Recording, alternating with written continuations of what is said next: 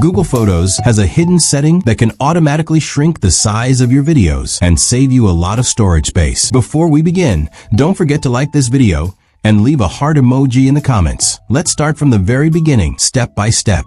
Open the Chrome app on your device. In Chrome, go to the website, photos.google.com. This will open the Google Photos website. Now, look at the top left side and click on the 3 horizontal lines. A long menu will open. Scroll down in this menu and click on the Settings option.